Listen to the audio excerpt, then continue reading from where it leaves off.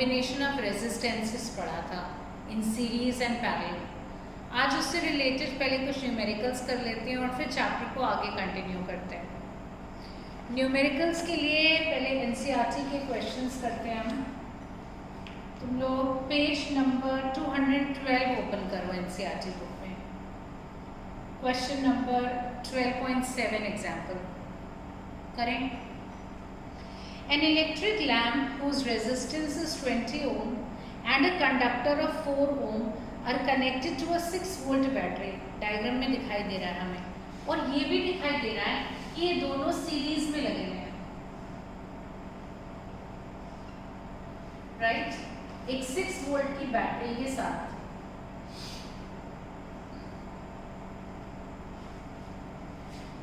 Lamp का resistance 20 ओम है और दूसरा 4 ओम का है।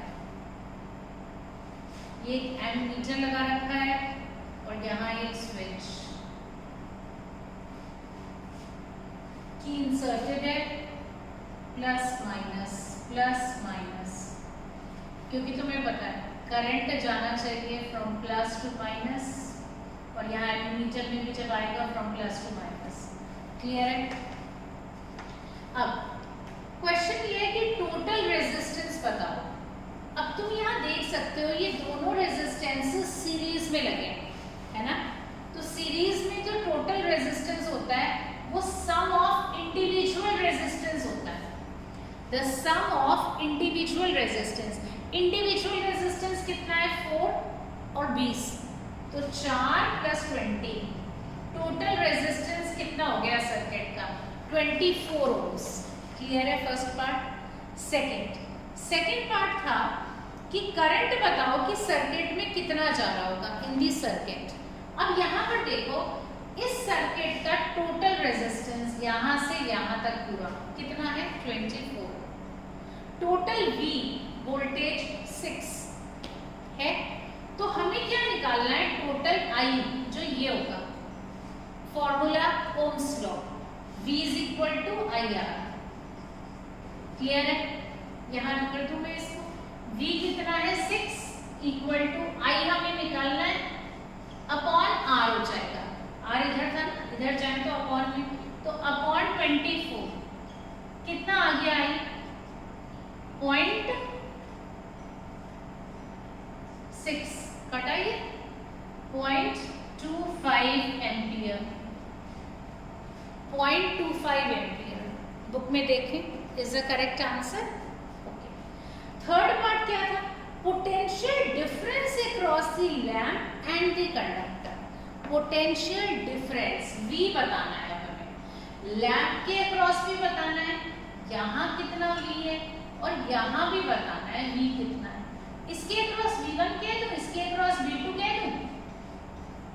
टोटल V हमें पता है 6 वोल्ट है, वो है यहाँ से लेकर यहाँ तक टोटल वोल्टेज है 6 वोल्ट। अब हमें इनके इंडिविजुअल बताना है। हमें पता है 6 will be equal to V1 + V2।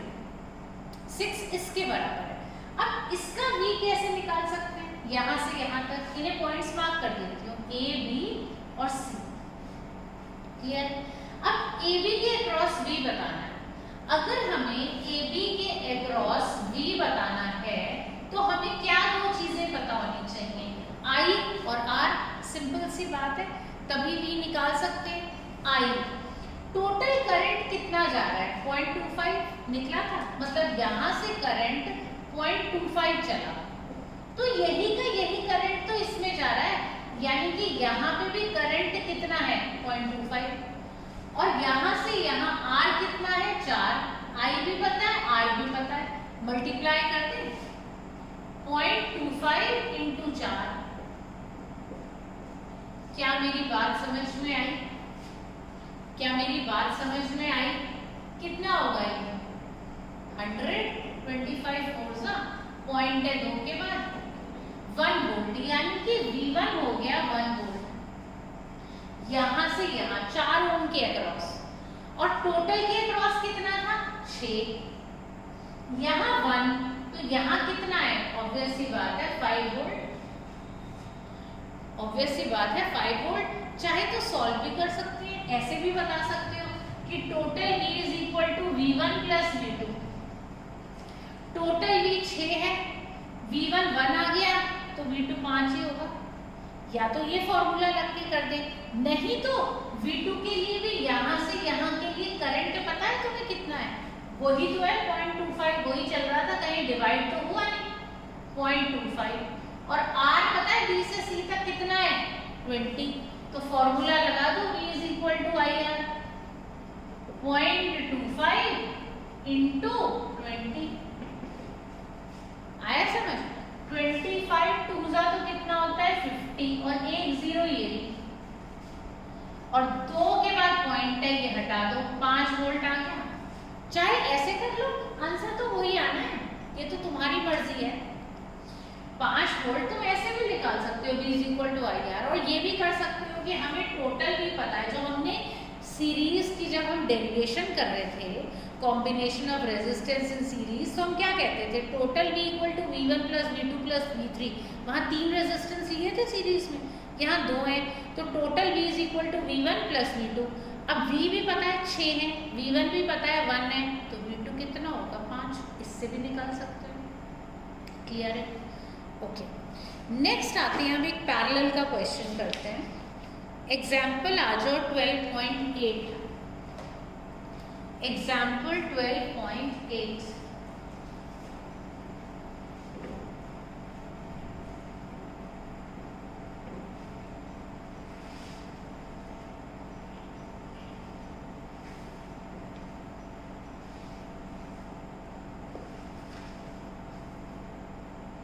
In this circuit diagram given in 12.10 figure, पीछे देखो ये फिगर गिवन है, यहाँ इस 12.10 फिगर में 3 रेजिस्टेंस है, 5, 10 और 30 के। 12.10 फिगर जरा देखिए, यही फिगर है, इसमें 3 रेजिस्टेंसेस हैं। वो 3 रेजिस्टेंसेस कौन से हैं और कैसे लगे हैं पैरेलल में? एक 5 ओम का, एक 10 और एक 30।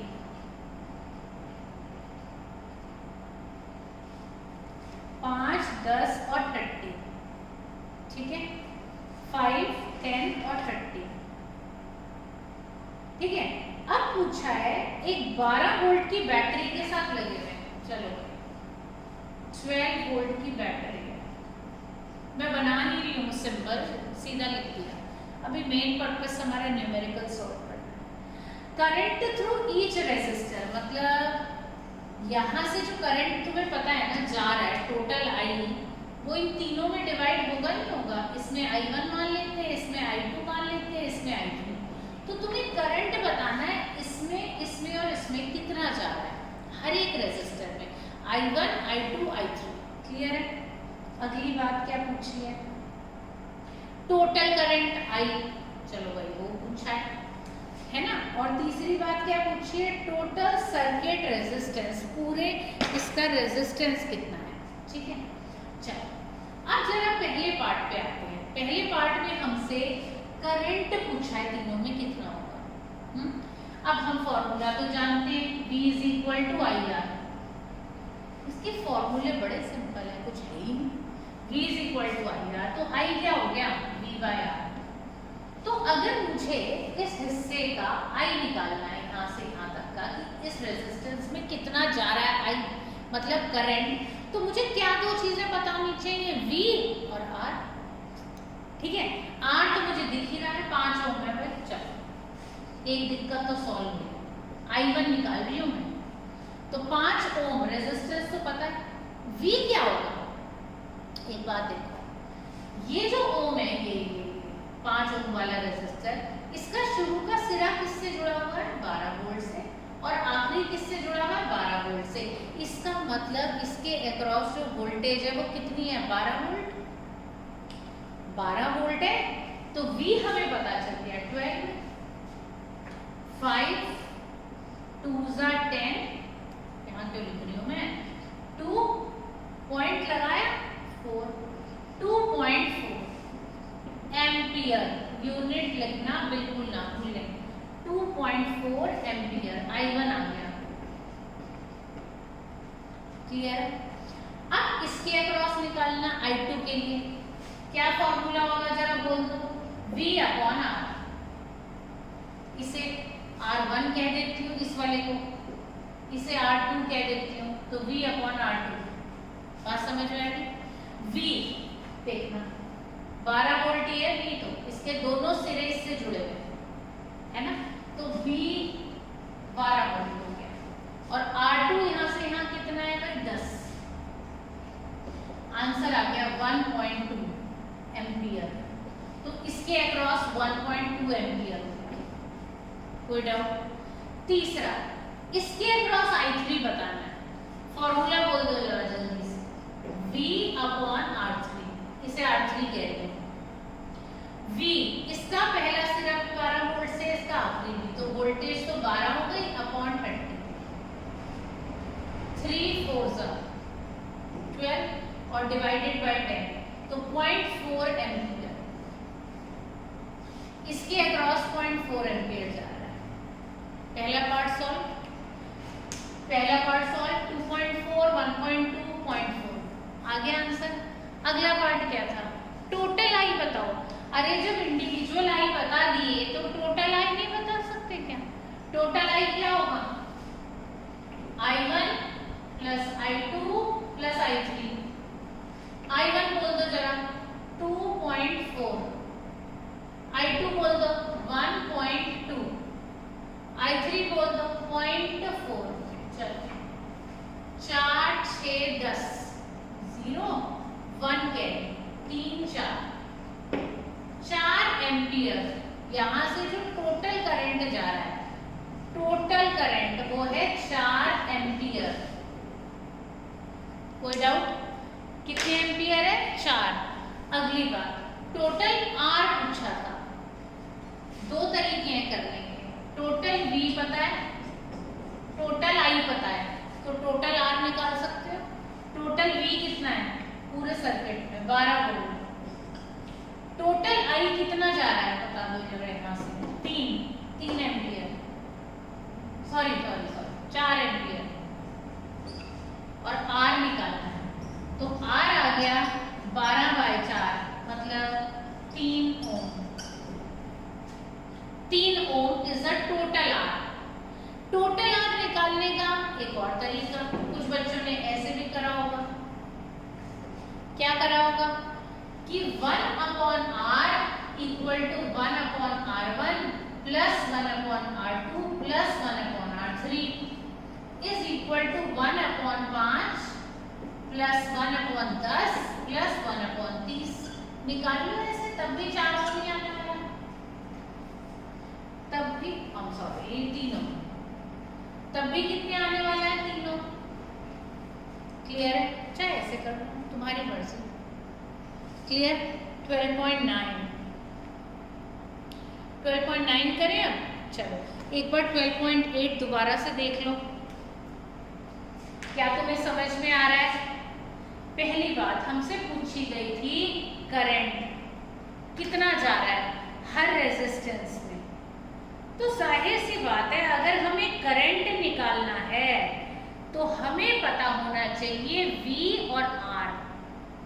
हमें पता होना चाहिए V और R, और V R1 को अगर हम देखें तो उसका पहला सिरा भी 12 वोल्ट से जुड़ा हुआ है और आखिरी भी, यानी कि उसके अक्रॉस 12 वोल्ट पोटेंशियल डिफरेंस है।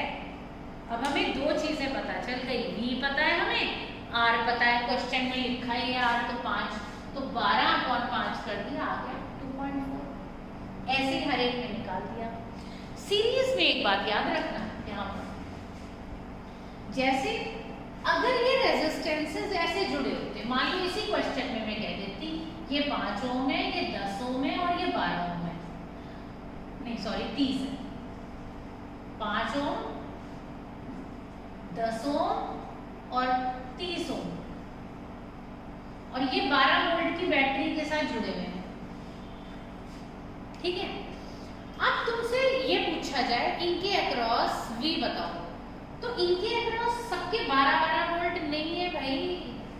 12 वोल्ट कहां से कहां तक है? देखो यहां से ये पहला सिरा जुड़ा हुआ है और ये आखिरी, तो यानी कि टोटल में 12 वोल्ट है। नहीं समझे? यहाँ पर देखो इसका फर्स्ट सिरा जुड़ा हुआ है और इसका आखिरी, तो इसके अक्रॉस 12 वोल्ट है, इसके अक्रॉस 12 है, क्योंकि इसका भी पहला और आखिरी इससे जुड़ा हुआ है और इसका भी। बात समझ में आ रही? यहाँ पर जो करंट I चल रहा था वो 3 में बट गया, I1, I2, I3 अलग अलग अलग। यहाँ पर जो टोटल I चल रहा था वो सेम ही था, जो इसमें गया वही इसमें, वही इसमें।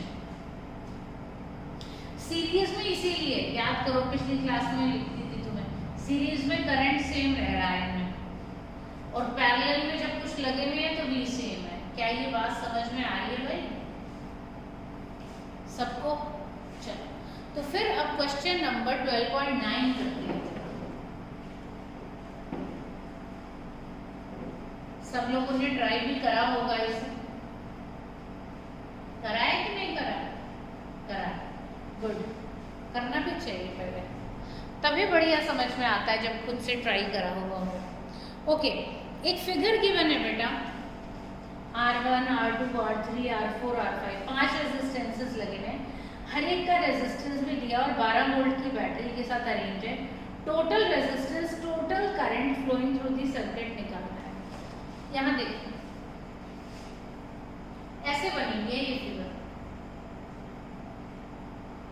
ये फिर कुछ ऐसे बनी है, ये एमीटर है यहाँ,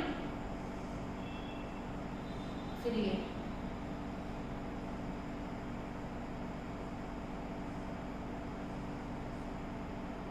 और फिर एक की लगी हुई है और फिर एक बैटरी है, यही है, ठीक है। ये +1 लेते हैं, ये माइनस, प्लस माइनस की बनता है, क्लोज्ड, ठीक है बेटा। अब यहाँ देखो, तुम्हें अब एक चीज समझ लें, हर एक का दिया हुआ है, R1 है 10 ओम, ये 40 ओम, R3 30, 20 और 60, 30 ओम, 20 ओम और 60 ओम। टोटल I और टोटल R पूछा है। अब टोटल R कैसे निकालेंगे? पहली बात, यहां से करंट I चला, करंट I चला, तो यहां जब जाएगा तो क्या ये करंट जो 2 में डिवाइड नहीं हुआ, I1 और I2, बोल दो, डिवाइड हुआ ना, यानी कि ये दोनों कैसे हैं? पैरेलल में। कैसे हैं? पैरेलल में। इसकी अगर मैं सिंप्लीफाइड फिगर बनाऊं तो ये बनेगी, ये 10 ओम का, ये 40 ओम का। अब यहाँ पर ये करंट I फिर से मिल गया, ये I गया था, इन दोनों में गया, I1, I2, जब करंट डिवाइड हो गया, ये दोनों कैसे हो गए? पैरेलल में। फिर जुड़ गया होगा यहाँ से आके, देखो ये और ये I, और वो I का I गया 3 में, 30, 20 और 60। अब ये देखो, ये टोटल I यहाँ फिर बन गया, ये I गया था, I1, I2 में टूटा, यहाँ फिर जुड़ गया, I ही इसमें गया, I इसमें गया, तो यहाँ पर I3, इसको मैंने R3 माना था ना, तो I3 में बट गया, I4 में बट गया, I5 में बट गया, मतलब यहाँ जाके करंट डिवाइड हुआ 3 में। इसका मतलब ये तीनों फिर से क्या है? पैरेलल में। ये देखो तीनों पैरेलल, लेकिन ये और ये आपस में कैसे हैं? सीरीज में। ये और ये आपस में कैसे हैं? सीरीज में। क्यों? क्योंकि इस पूरे में देखो करंट कितना गया? I, और इस पूरे में कितना गया? I, तो सीरीज में करंट सेम रहता है नहीं रहता? तो जब सॉल्व करोगे तो पहले करोगे 1/R equal to 1/R1 plus 1/R2, मतलब 1/10 प्लस 1/40। सॉल्व कर दोगे इसे? सॉल्व कर लोगे? फिर 1/R' निकाल लो, इसका इसका वो होगा 1/R3 plus 1/R4 plus 1/R5, मतलब 1/30 प्लस 1/20 प्लस 1/60। इसे भी सॉल्व कर लो, जो भी आंसर आए, एंड में रेसिप्रोकल करना मत भूलना, ठीक है? जो भी आंसर आए उसे क्या करना है बताओ, उसे क्या करना है? उसे तुम्हें सीरीज में जोड़ना है। होगा ये आर टोटल आर, इसे ऐसा करती हूँ आर डैश से कह देती हूँ इस वाले को, और इसे डबल डैश से कह देती हूँ। तो जो टोटल आर होगा वो R dash plus R double dash, ये प्लस ये सीरीज। बात समझ में आ रही? इन्होंने सॉल्व किया हुआ पहले वाले पार्ट में जब 1/10 प्लस 1/40 करा तो सॉल्व करके 8 आया। ऐसे ही जब ये दूसरा पार्ट सॉल्व करा था तो 10 आया, तो टोटल आर हो गया 8 + 10 18 सर्किट का। अब टोटल आर तुम्हें पता है, टोटल वी भी पता है 12, टोटल आई निकालना है वी बाय आर। वी कितना 12, 12/18 इतने एम्पियर करंट। सॉल्व कर दो इसे, पॉइंट में आएगा 0.67। ये करंट हुआ टोटल करंट। बात समझ में आ रही है? बात समझ में आ रही है? आज अब तुम होमवर्क में क्या करोगे? तुम होमवर्क में ना आज तुम्हें क्या निकालना होगा? क्वेश्चन में लिखो फाइंड द इंडिविजुअल करंट जो इनमें गए हैं। हर एक के अक्रॉस तुम्हें इन पांचों रेजिस्टेंसेस में आई निकालना है, कितना गया हर एक का, और पांचों का वी बताना है कितना है, पोटेंशियल डिफरेंस अक्रॉस इसके इसके इसके इसके इसके। कल इस क्वेश्चन को मैं कंटिन्यू करूंगी अगले वीडियो में। समझ में आ गया तुम्हें क्या करना है? ये तो क्वेश्चन बुक के पार्ट तुमने सॉल्व कर दिए 2, अब 2 और पार्ट्स करोगे। क्या? पहला करंट थ्रू 10, करंट थ्रू 40, मतलब I1 I2 I3 I4 I5 निकालो, ठीक। और इनके अक्रॉस हर एक के अक्रॉस V कितना है, V1 V2 V3 V4 V5, ये निकाल के रखना है, कल अगले वीडियो में डिस्कस करेंगे। क्लियर है? चलो अब हम करते हैं, अगर तुमने ये पार्ट सारे सही निकाल दिए इसका मतलब तुम्हें रेजिस्टेंस सीरीज और पैरेलल में समझ में आ गए, तो हर कोई उसको ट्राई करेगा। प्रॉमिस पक्का करना है, एक भी ऐसा बच्चा नहीं होना चाहिए जो ना करे। ये नहीं अगली बार वीडियो देख के बस सीधा आंसर्स नोट कर लिए, इससे सीख नहीं पाओगे, आगे न्यूमेरिकल्स में दिक्कत आएगी। हर कोई ट्राई करेगा, और ट्राई करने से पहले सीरीज और जो पैरेलल में हमने कंसेप्ट पढ़े हुए हैं एक बार डेरिवेशन को ज़रूर देखना है, उसके बाद you will be able to do it. या जो अभी तक हमने क्वेश्चंस करे थे एक बार दोबारा करना, उसके बाद इस क्वेश्चन पे आना। क्लियर है? चलो अगला टॉपिक पढ़ते हैं, पार। व्हाट इज पार? पता है? 9th में पढ़ चुके हो। What is par?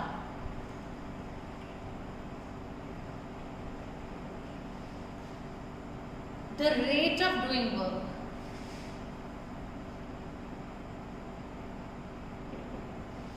Rate of doing work. What is part? The rate of doing work. मतलब क्या हुआ? सिंपल लैंग्वेज में समझे पहले क्या था? मान लो मैं ये कह दूंगी A जो है वो B से, A मशीन जो है उसकी ज्यादा पार है B मशीन से, ठीक? A मशीन की पार B मशीन से ज्यादा है, मतलब क्या हुआ? मतलब ये है पावरफुल ज्यादा है, मतलब ज्यादा काम करती है लेकिन कम देर में, तभी तो पावरफुल हुई, तभी तो पावरफुल हुई। वैक्यूम क्लीनर्स होते हैं, मैंने 9th में शायद एग्जाम्पल पार्ट समझाते टाइम तुम्हें दिया भी था। मान लो वैक्यूम क्लीनर्स है, एक तो वो हैंडी वाले आते हैं, ठीक है, कि गाड़ी साफ करनी है जी, हैंडी वाला पावर क्लीनर यूज़ कर लो, वैक्यूम क्लीनर, ठीक है। और एक आते हैं वो जो घर में बड़े वाले होते हैं, है ना, यूरेका फोर्ब्स के, जिनसे हम अपने वो गद्दे और सोफ़ा सेट्स और कर्टन वैसे हम इंडियंस तो कम ही करते हैं, उससे हम तो वॉश ही ज़्यादा करते हैं, पर चलो खैर हो सकता है कईयों के घरों में होते हो, ठीक। पर हाँ, सोफ़ा या जो हमारे गद्दे होते हैं उनको ज़रूर उससे क्लीन करते हैं वैक्यूम क्लीनर से, राइट। तो जो हमारे वैक्यूम क्लीनर है वो हैंडी वाला भी है, ये वाला भी है। हैंडी वाला दिखाते हैं बड़ी जल्दी से करता है, पर अगर तुम कभी कंपेयर करो ना, कुछ पीसेस ऑफ पेपर गिरा दो, ठीक है, हैंडी वाला जो होगा ना उसके पेपर के पीछे पीछे उसकी नॉब को लेके जाना है, तो भैया खींच ले से खींच ले, ठीक है, वो तब अंदर जाएगा, राइट। और मुश्किल से खुद ही पीछे ऐसे लग रहा है जबरदस्ती बस इतना कर रहे हो कि खुद नहीं डाल रहे हो उसमें, वरना वो कुछ होता नहीं है उसमें दम, ठीक। लेकिन जो हमारा मेन है, जिसे हम अपने सोफा सेट्स करते हैं, वो यूरेका फोर्ब्स का बड़े वाला। ओके, उससे क्या होता है, पीसेस ऑफ पेपर डालो और यूँ करो 2 मिनट में अंदर, 2 मिनट नहीं, सेकेंड्स में अंदर, राइट।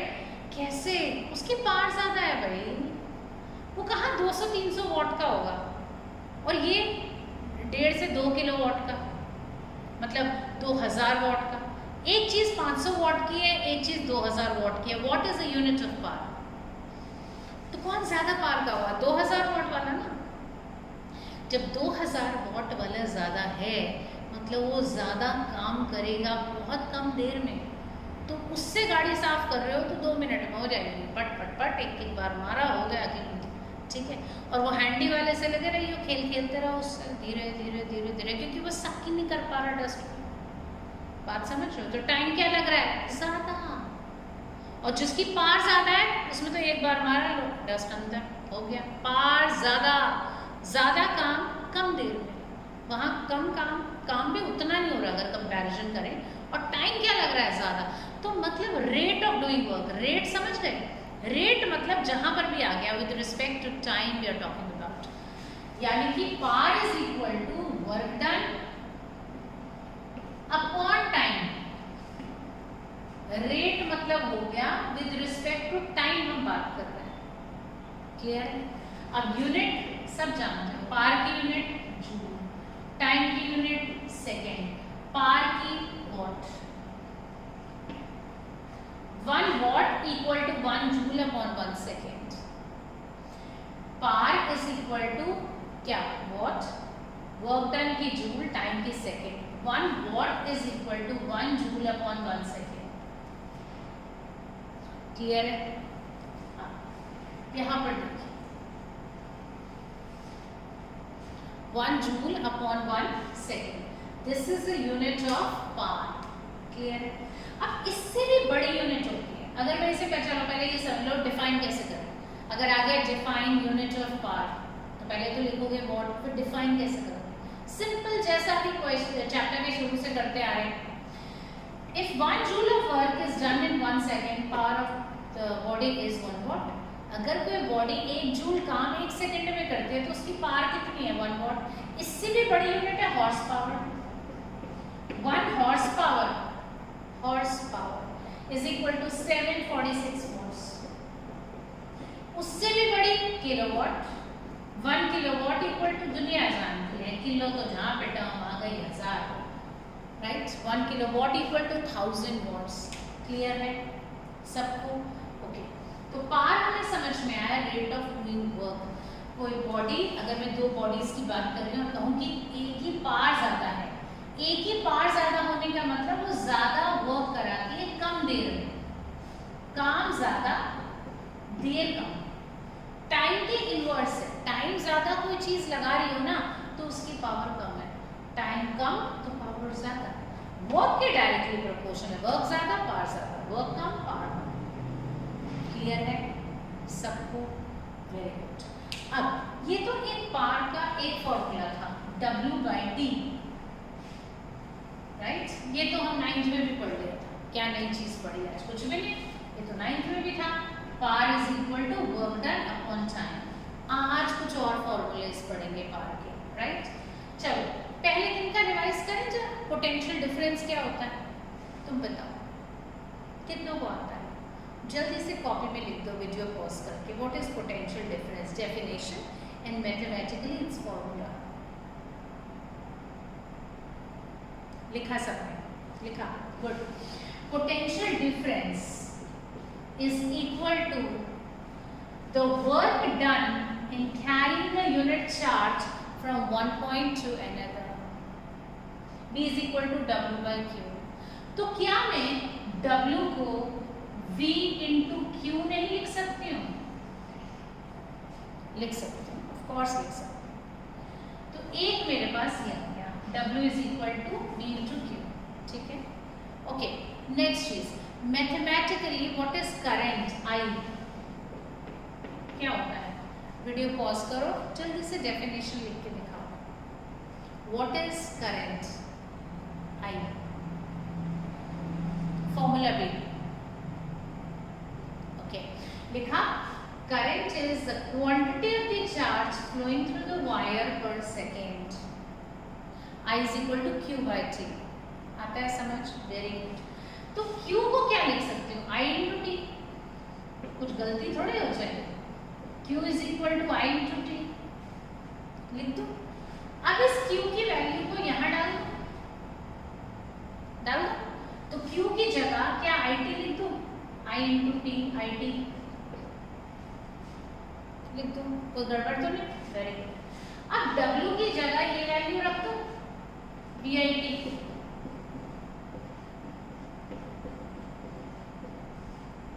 और ये T भी टाइम ही है. पार का एक और formula, P is equal to VI. एक तो ये था, एक और P is equal to VI हो गया. और फॉर्मूलास पार के. ओम्स लॉ से V क्या होता है? IR. सब जानते हो. According to Ohm's law V is equal to IR. यहाँ पर अगर मैं V की जगह IR लिख दूं, क्या गड़बड़ है? कुछ गड़बड़ है क्या भाई? V की जगह मैंने IR लिख दिया और ये I तो है. तो पार का एक नया formula I square R. P is equal to I square R. कोई डाउट? ये पहला फॉर्मूला हो गया, ये दूसरा हो गया, ये तीसरा हो गया. P is equal to I square R. अब fourth, P is equal to VI है ना. I को ओम्स लॉ से क्या लिख सकते हो? V by R लिख सकते हो. यहाँ लगाते हो. P is equal to V तो है ही नहीं, लो लिख दिया. I की जगह क्या लिखूं? V upon R. क्या आ गया? P is equal to V square by R. यानी कि पार का एक formula work done upon time. अगर काम कितना बॉडी ने करा, कितने समय में किया और तुम्हें पार पूछा जाए, ये फॉर्मूला लगा देना. तुम्हें किसी बॉडी का पोटेंशियल डिफरेंस और करंट गिवन हो तो VI लगा के पार निकाल देना. तुम्हें अगर किसी का करंट और रेजिस्टेंस पता हो, वायर में से कितना करंट जा रहा है और कितना रेजिस्टेंस है, तो पार के लिए I स्क्वायर R लगा देना. और अगर पोटेंशियल डिफरेंस और रेजिस्टेंस गिवन हो तो V स्क्वायर बाय R लगा देना. या V और R पता है तो I निकाल लेना, चाहे ये लगा देना, चाहे ये लगा देना, तुम्हारी मर्जी. डिपेंडिंग कि हमें क्वेश्चन में गिवन क्या है, पार का कोई भी फॉर्मूला लगा ले. अब तक तो बस एक जान थे, W by T. अब तो और भी जान गए. P is equal to VI, P is equal to I square R, P is equal to V square by R. कोई डाउट? एक बार देखिए इसे जल्दी से. क्या पढ़ाया मैंने? पार के फॉर्मूलाज अपनी कॉपी में जहाँ पे नोट करके पढ़ रहे हो, समझ रहे हो. क्लियर है सबको? पार को वर्क डन अपॉन टाइम कहते हैं, है ना. अच्छा, यूनिट क्या बताई थी इसकी? वॉट. और वर्क की क्या बताई थी? जूल. और टाइम की क्या बताई थी? सेकेंड, है ना. अब एक चीज और ध्यान रखें, रब कर तो है कि पार जो है वो W by T है और वर्क डन क्या होता है? एनर्जी के इक्वल. भाई कोई बॉडी सिंपल सी बात है, उतना ही काम करेगी जितने उसमें एनर्जी हो. एनर्जी नहीं तो काम कैसे करेगी, राइट. तो हम ये भी तो लिख सकते हैं, power is equal to energy upon time.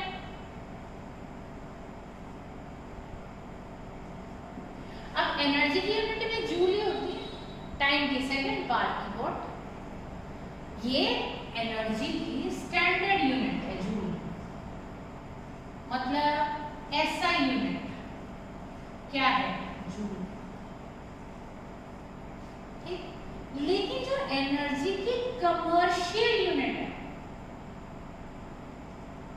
Commercial unit, वो पता है क्या है? Kilowatt hour.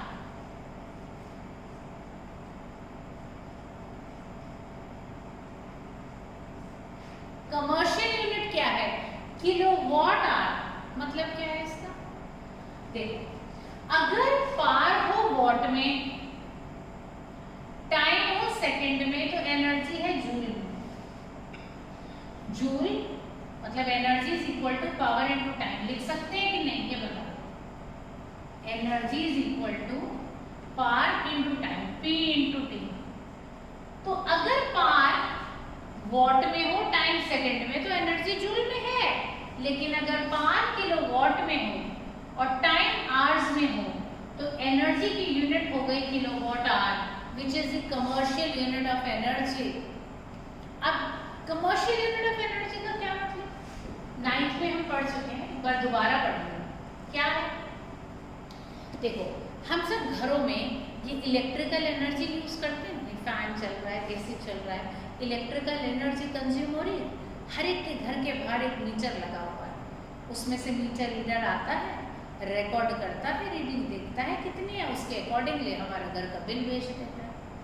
अब ये जो एनर्जी हम कंज्यूम कर रहे हैं, इलेक्ट्रिकल एनर्जी, अगर जूल में निकालने लगे ना कि कितनी एनर्जी हमने 1 महीना या 2 महीने बाद बिल आता है हमारा, 2 महीने में कितनी एनर्जी खर्च करी जूल्स में अगर निकालने लगे तो बहुत ही बड़ी और कॉम्प्लिकेटेड फिगर आएगी, since joule is a very छोटी unit, it is a very small unit.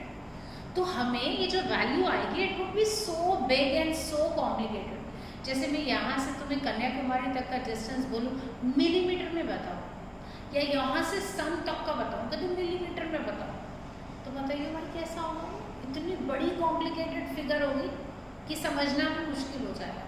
लेकिन अगर मैं ये बोलूँ कि यहाँ से कन्याकुमारी तक का डिस्टेंस तकरीबन 2500 किलोमीटर है, तुमको फिर भी समझ पड़ती है what I am talking about, 2500 kilometre, you can जज इट इन माइंड। यहाँ से मार्केट तक का डिस्टेंस मेरे घर से करीब 3-4 किलोमीटर, सिविल लाइन्स तक 3-4 किलोमीटर्स, राइट। तो 2500 में हम कुछ इमेजिन तो कर पा रहे हैं। यहाँ से दिल्ली तक का डिस्टेंस 175 किलोमीटर, 175 किलोमीटर्स के अराउंड, ठीक है। तो हम कुछ जज कर पाते हैं। अब यही चीज़ मैं मिलीमीटर में कह लूँ, यहाँ से दिल्ली तक का डिस्टेंस मिलीमीटर में बताऊँ, हाँ तो फिगर 000 तो बढ़ जाएगा, लेकिन कॉम्प्लिकेटेड सी बड़ी फिगर आ जाएगी। ऐसे ही अगर हम कितनी इलेक्ट्रिकल एनर्जी, हमारा रोज़ का बिल तो आता नहीं है डेली का, हमारा तो महीने में 2 महीने में एक बार बिल आता है बिजली का, 2 महीने में कितनी एनर्जी तुमने यूज़ करी सोचो। जूल में आने का मतलब है कि पार वॉट में और टाइम सेकंड्स में, कितने सेकंड तुमने एसी चलाया 2 महीने में, सोचना जरा क्या कॉम्प्लिकेटेड फिगर होगी। और हम वैसे एसी जानते हैं 2 किलोवाट का है, कितना आसान है बोलना, लेकिन अगर वॉट में करूँ तो 2000 वॉट का, और वो भी सेकंड्स में निकालूँ तो एनर्जी कितनी कंज्यूम करेगा एसी 2 महीनों में, डैट वुड बी अ ट्रेमेंडस बड़ी सी एक वैल्यू आ जाएगी जो समझनी भी मुश्किल हो जाएगी। इसीलिए एनर्जी की हमने कमर्शियल लेवल पर एक बड़ी यूनिट इन्वॉल्व करी है। जैसे मिलीमीटर से बड़ी है ना किलोमीटर, ऐसे जूल से बड़ी है kilowatt hour. Kilowatt hour is a commercial unit of energy, ठीक है। जूल से बहुत बड़ी यूनिट है, कितनी बड़ी है देखें। अगर हमें एक रिलेशन निकालना हो कि किलोवाट आवर और जूल में क्या रिलेशन है, जैसे किलोमीटर और मीटर में निकालना हो तो 1 किलोमीटर इक्वल टू 1000 मीटर, है ना। तो रिलेशन है ना, ऐसी अगर 1 किलोवाट आवर में कितने जूल है निकालना हो तो क्या करें, 1 किलोवाट आवर इक्वल टू, अभी हमने पढ़ा 1 किलोवाट इंटू 1 आवर, ये एनर्जी की यूनिट है, ये पावर की है, टाइम की है। Energy is equal to power into time है, लिख सकते हैं। 1 किलोवाट को क्या लिख दूं, 1000 वाट लिख सकती हूँ। 1 किलोवाट इक्वल टू 1000 वाट। 1 घंटे को 60 इंटू 60 सेकेंड लिख सकती हूँ। अब 6 इंटू 6 36, 1 2 3 4 5,